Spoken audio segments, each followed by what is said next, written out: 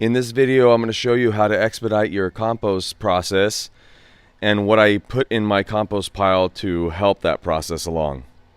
Stay tuned.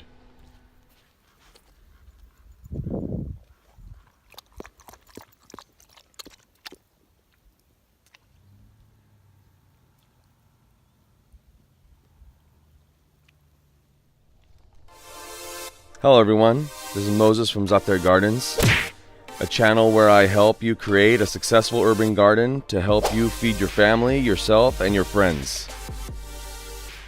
Today we're going to be talking about ways that I expedite my composting process and deterrents I put in my compost pile so animals don't mess around with the compost. So as you can see right here, I have a whole trout and the head of a salmon. I learned this from my grandmother, to add it to your compost pile deep inside of the compost pile. So this is about a foot and a half deep. The trout or the head will go in there and the other one will go on this side. By adding these materials, the earthworms, the mycorrhizal fungi, the insects, the bacteria will have more food to feed off of. And after I put in fish, I noticed that the pile gets hotter and hotter, faster and faster. But there's obviously a problem.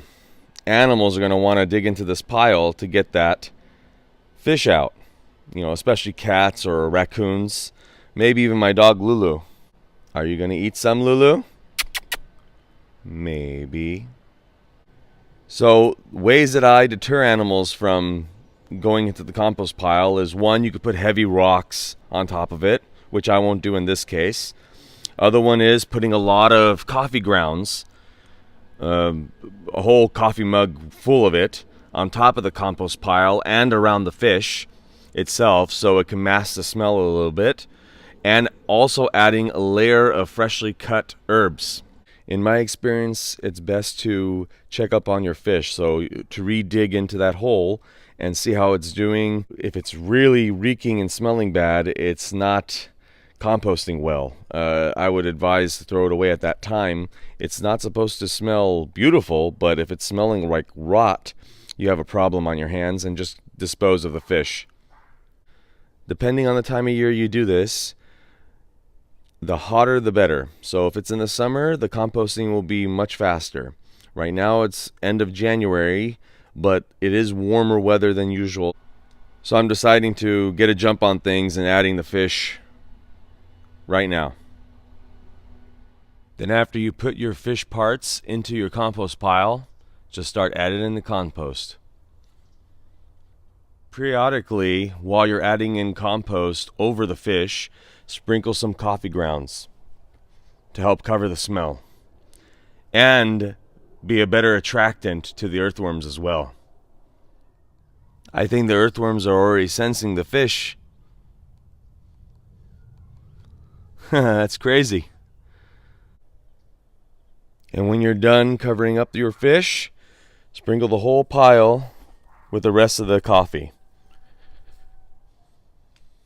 And of course, don't forget to put your herbs on top of the compost pile. This has lavender, rosemary, thyme, and lemongrass in it to help deter animals from digging into your compost pile.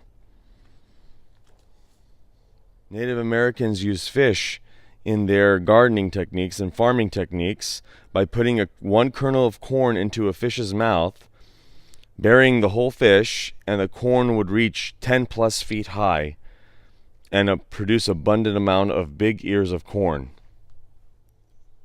So question of the day, is there anything special you guys put into your compost pile, or anything out of the ordinary, I would say, that you do in your garden that others might tilt their head at, but you know works?